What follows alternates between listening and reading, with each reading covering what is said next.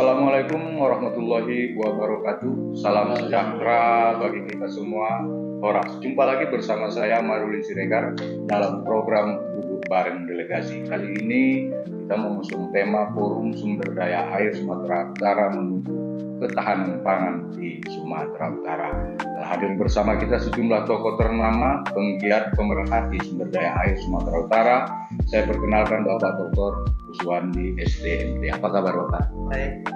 Iya, Pak Kuswandi ini merupakan seorang akademisi pemerhati sumber daya air di Sumatera Utara. Berikut Bapak Rapriandi Nasution.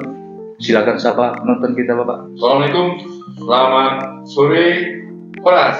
Ya, Bapak Rapriandi Nasution merupakan sosok akademisi di berbagai universitas di Kota Medan. Dan beliau juga berpengalaman sebagai politisi, antara lain pernah menjabat anggota DPRD Provinsi Sumatera Utara pada periode 2004 maksud kami sampai 2009. Selanjutnya ada Bung Hamdan Nurmanik. Apa kabar Bung Hamdan?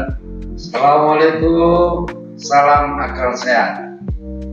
Baik, itu Pak Hamdan Nurmanik merupakan aktivis sumber daya air dan penggiat penanaman pohon di daerah aliran sungai yang terus menunjukkan kepeduliannya untuk menjamin ketersediaan air di Sumatera Utara. Terakhir ada Bapak Guntono sebagai sarjana teknik pengairan. Assalamualaikum. Ya, Pak Guntono. Baik, langsung saja untuk memanfaatkan waktu yang ada kita ke Pak Kuswandi. Ini kira-kira Pak Kuswandi apa permasalahan terbesar pengelolaan sungai kita di Sumatera Utara? Silakan Pak.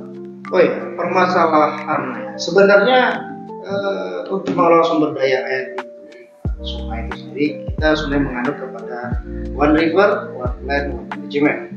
Itu belum optimal kita lakukan sehingga tiap tahun kita selalu mengalami bencana banjir. Nah, ketika kondisi kering, kurang air yang berdampak kepada yang terkait dengan tema kita ini ya, kita belum bisa memaksimalkan ketahanan pangan. Tidak mungkin ketahanan pangan itu bisa dilakukan tanpa cukupan air. Dan penggunaan air itu saya tidak hanya pada irigasi, tapi banyak sekali sektor-sektor lainnya. Ada sektor industri, kemudian kebutuhan sehari-hari. Nah, pada intinya bahwasanya dalam pengelolaan sumber daya air itu sendiri 5 pilar sumber daya air itu tidak bisa kita lepas. Konservasi, daya guna, daya rusak, bahkan itu harus didukung dengan sistem informasinya, bahkan keterlibatan masyarakat. Sehingga sebenarnya dalam mengelola sungai itu sendiri, seluruh stakeholder, yaitu pemerintah, sektor swasta, bahkan masyarakat itu sebenarnya wajib agar kiranya kita bisa mengoptimalkan dengan menghadapi kondisi-kondisi baik itu daya guna maupun daya rusak. Seperti itu. Jadi dukungan masyarakat kira-kira bisa digambarkan Pak Kuswandi? Yang pasti jelas dalam mencegah daya rusak adalah jaga lingkungan. Nah, kita masih tidak bisa pungkiri masyarakat kita masih senang sungai merupakan tong sampah. Akibatnya apa? Sedimentasi. Akibatnya apalagi ujung-ujungnya banjir. Seperti itu. Jadi menjaga lingkungan di sekitar, nah itu paling penting untuk garda paling depan dalam mengelola sungai.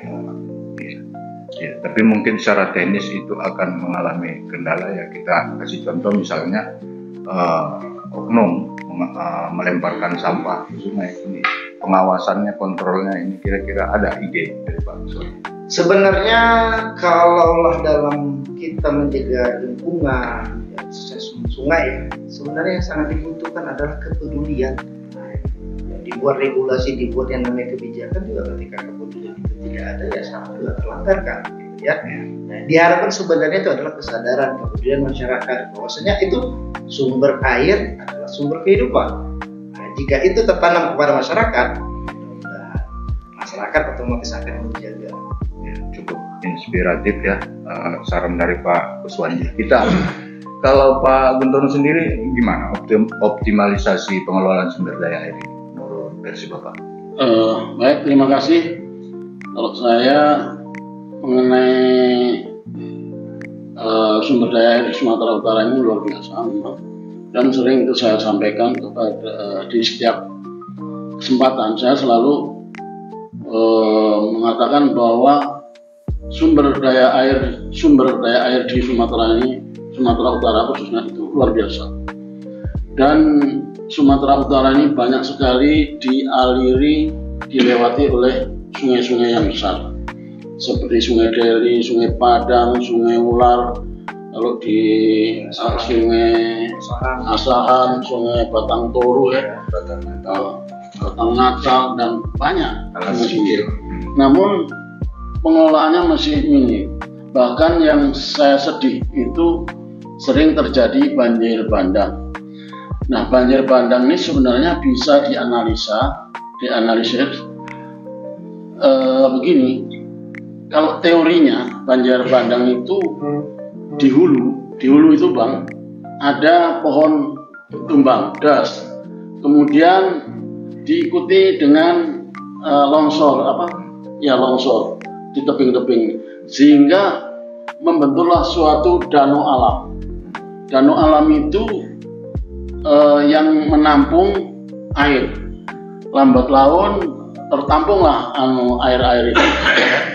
Kemudian pada saat hujan besar, yang namanya pohon-pohon dan tanah longsoran tak mampu untuk menahannya, untuk membendungnya.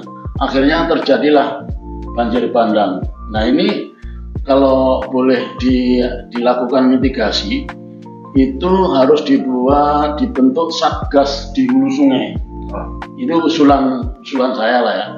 Itu harus dibentuk satgas untuk memitigasi bencana banjir bandang. Itu harus ditelusuri. Tentu saja dianalisis mengenai karakteristik sungai, ya, karakteristik sungainya bagaimana. Nah, itu kita tugasnya satgas itu untuk menelusuri hulu sungai. Kalau memang itu ada air yang terbendung, semacam danau alam, nah itu perlu gimana caranya supaya tidak langsung ya, tidak langsung namanya kekuatan pohon batang atau itu kan nggak kuat sekali, kecuali kalau dibendung. Gini Pak, kalau secara spesifik pengelolaan yang untuk mengoptimalkan sumber daya air itu sendiri gimana menurut Pak? Ya, secara umum sebenarnya pengelolaan sumber daya air itu sudah dilakukan ya melalui dinas-dinas yang terkait. Misalnya dari BWS sudah dilakukan, baik tentang daya rusaknya maupun terutama daya rusak ya yang sering diangkat, dan sungai-sungai pun juga sudah dilakukan dengan baik. Cuman ya mungkin kurang optimal saja, dan kalau di dalam undang-undang sumber daya air ini kita kan menganut undang-undang sumber daya air 17 tahun 2019. Nah, ini dulu sebenarnya sudah dilakukan studi pengelolaan pembentukan pola pengelolaan sumber daya air. Nah, di dalam itu ada namanya TKPSDA ya, TKPSDA, sehingga TKPSDA itu adalah dibentuk berdasarkan undang-undang waktu itu nomor 4 ya, nomor 4 tahun 2007, kemudian direvisi menjadi undang-undang nomor 17 tahun 2019. Nah, itu turunannya itu masih banyak itu sebenarnya. Jadi setelah pola pengelolaan sumber daya air, kemudian ada turunannya yang namanya rencana pengelolaan sumber daya air, semacam master plan ya. Nah, turunan lagi ada namanya RAT ya, bagus ya. RAT itu adalah rencana alokasi air tahunan. Ini tahunan ini Pak. Kemudian ada lagi RAAR, itu rencana alokasi air rinci. Nah,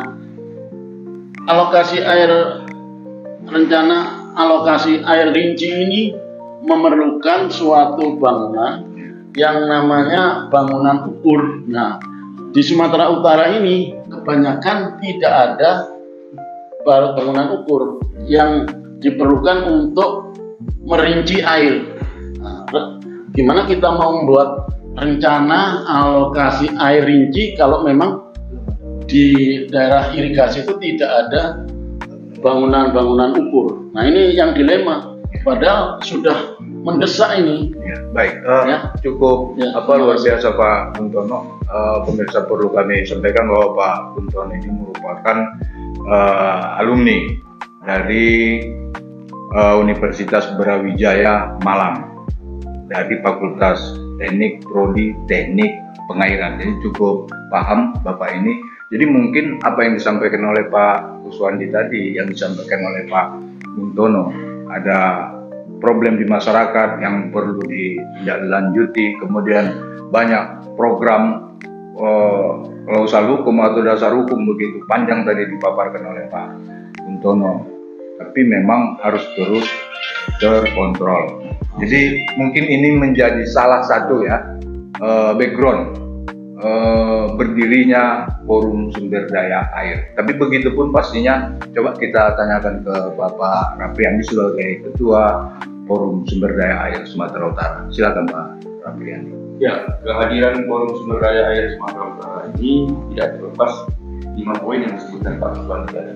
Yang pertama ada konservasi, daya guna, daya rusak, sistem informasi dan kelembagaan. Konservasi daya guna dan daya rusak itu sudah masuk ke dalam sebuah sistem seperti yang disampaikan oleh Pak Buntono.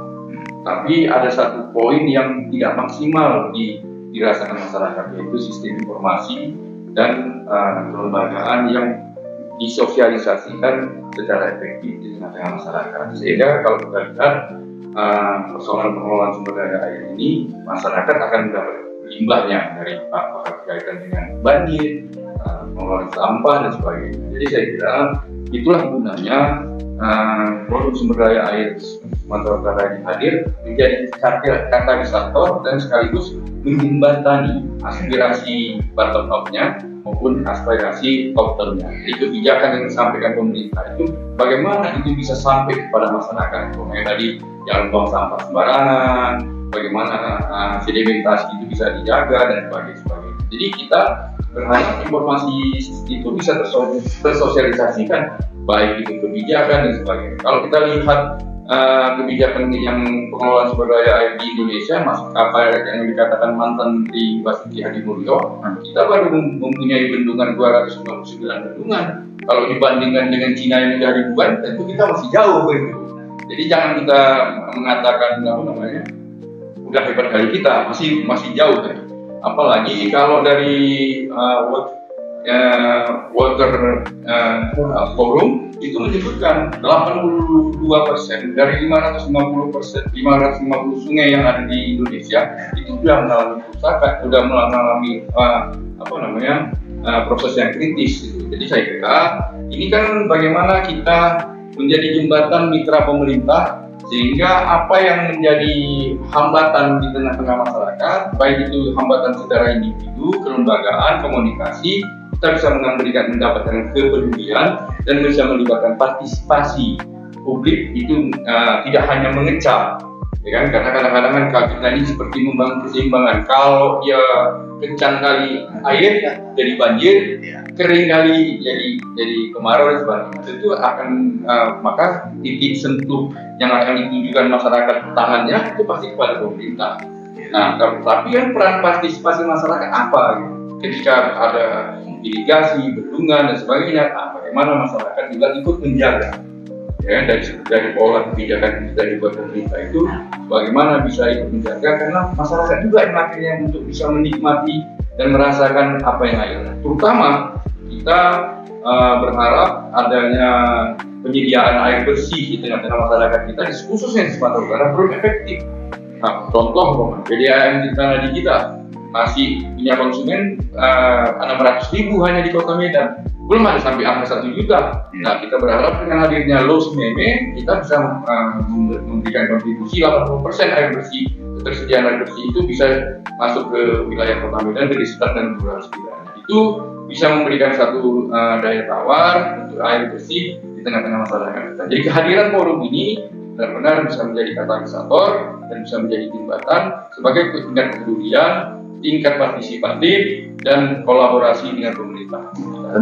Tentu Pak Rafriandi sendiri sudah mempersiapkan orang-orang yang betul-betul ahlinya di forum SDA itu, karena ya apa namanya, Tuhan juga bilang harus diserahkan ke ahlinya. Oh iya, gimana komposisi? Ya, kita mengikuti juga pola yang dilakukan oleh pemerintah, baik itu dari melalui Dewan Sumber Daya Air, tim koordinasi pengelolaan sumber daya air, ataupun KOMIR yang sudah diatur oleh berdasarkan undang-undang, baik itu Undang-Undang nomor 17 tahun 2019 tentang sistem pengelolaan sumber daya air, dan kita mencoba kombinasi orang-orang yang profesional di tubuh pemerintah yang selama ini memang mumpuni mengelola itu, dan maupun praktisi maupun orang-orang yang secara profesional juga ada di pihak swasta ataupun di NGO, itu kita gabungkan.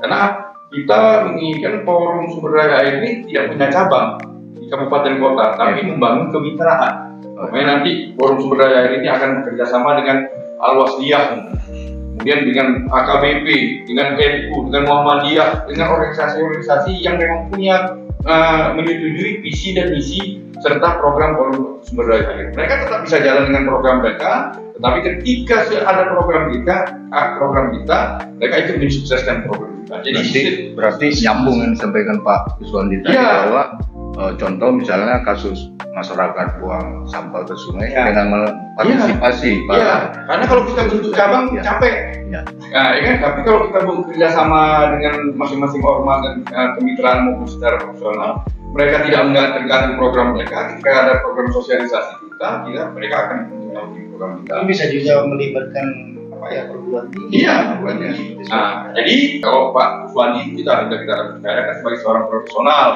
Pak Guntono sebagai seorang profesional, dan Pak Founder Malik sebagai seorang praktisi. Jadi saya kira kombinasi inilah. Tapi ini kan tidak gampang. Membuat kue itu tidak gampang juga, ya kan? Mesti ada bumbu-bumbunya, ada gulanya mesti cukup, garamnya cukup. Kadang-kadang kalau ini bisa salah meramunya, bisa rusak. Banter pula kuenya dan sebagainya.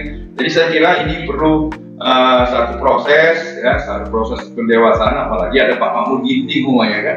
Ini kombinasi orang tua muda dan pokoknya yang cukup bisa kita harapkan menjadi harapan bagi pemerintah Provinsi Sumatera Utara, seperti yang diinginkan oleh Pak Kadis PUPR kita, Pak Topan Ginting. Dia berharap organisasi ini bukan hanya disupport oleh beliau, tapi bisa menjadi one ticket istilahnya. Jadi timbal baliknya akan dia support untuk kemajuan pengelolaan air di Sumatera Utara. Karena problem air di Sumatera Utara kompleks, dan itulah kita butuh kerjasama. Pemerintah butuh kita pun butuh kebijakan dari pemerintah. Saya kira itu. Ya, berarti forum sumber daya air Sumatera Utara ini kan harus dideklarasikan dulu supaya masyarakat tahu itu formilnya seperti itu. Gimana kira-kira Pak Hamdan Nomani? Terima kasih Pak Maruli. Saya akan memulai dari fenomena alam yang telah kita rasakan beberapa bulan yang lalu. Ini dasar kita membuat sebuah kegiatan diskusi panel optimalisasi pengelolaan sumber daya air menuju ketahanan pangan. Ketika sumber daya air ini tidak bisa kita kelola dengan optimal, ini sudah pasti yang terjadi adalah bencana, dan ini sudah terbukti. Jadi dengan fenomena ini kita dengan beberapa tokoh mempunyai suatu persepsi yang sama untuk membuat sebuah diskusi panel optimalisasi pengelolaan sumber daya air, dan ini menselaraskan program pemerintah kali ini menuju ketahanan pangan nasional. Jadi setelah bincang-bincang dan diskusi panjang, kita melaksanakan kegiatan ini dalam rangkaian adalah seperti yang disampaikan oleh Ketua Forum Sumber Daya Air tadi, maka kita akan mengukuhkan kelembagaan ini. Karena tadi yang kelima, poin yang kelima yang disampaikan Ketua tadi adalah kelembagaan, kelembagaan pengelolaan sumber daya air. Nah, sehingga kelembagaan ini bisa mendapat pengakuan oleh pemerintah Provinsi Sumatera Utara. Dan ini akan kita gelar menyesuaikan waktu pemerintah Provinsi Sumatera Utara yang pas untuk menghadiri acara ini. Jadi seperti apa yang diarahkan oleh Pak Kadis tadi ya. Jadi Kadis mengatakan akan menyesuaikan waktu pemerintah. Nah, sesuai dengan waktu yang kita buat, ternyata ini belum ketemu ya dengan pemerintah, sehingga saya sebagai ketua panitia akan berupaya berkoordinasi dan berkomunikasi dengan ketua dan pihak-pihak terkait waktu yang pas untuk melaksanakan diskusi panel dan pelantikan Forum Sumber Daya Air Provinsi Sumatera Utara. Ya, begitu ya. Jadi sudah cukup jelas tadi persoalan sungai, persoalan air masih begitu mengkhawatirkan. Kemudian langkah-langkah untuk bisa menanggulangi, cara dan optimalisasinya juga sudah jelas konsepnya. Forum Sumber Daya Air Sumatera Utara juga sebagai lembaganya telah melibatkan orang-orang yang kompeten di bidangnya dalam urusan optimalisasi pengelolaan sumber daya air. Jadi ini tinggal menunggu pelantikan. Mungkin sebelum kita closing, Pak Kuswandi, ada yang mau ditambahkan ke pemirsa kita? Ya, itu aja. Kita harus sadari air adalah sumber kehidupan, dan alam ini lebih duluan ada dibanding kita. Jadi sebaiknya kita berdampingan hidup dengan alam. Mudah-mudahan ini akan bisa mengeluarkan sebuah rahmatan alam. Baik, luar biasa. Saya kira kami padakan bincang-bincang duduk bareng delegasi pada kesempatan ini. Akhir kata kami undur diri. Terima kasih kepada Bapak Kuswandi, Pak Riyandi Nasution, Pak Buntono, dan Bung Hamdan Rumanik. Akhirnya kami mengucapkan wassalamualaikum warahmatullahi wabarakatuh. Horas.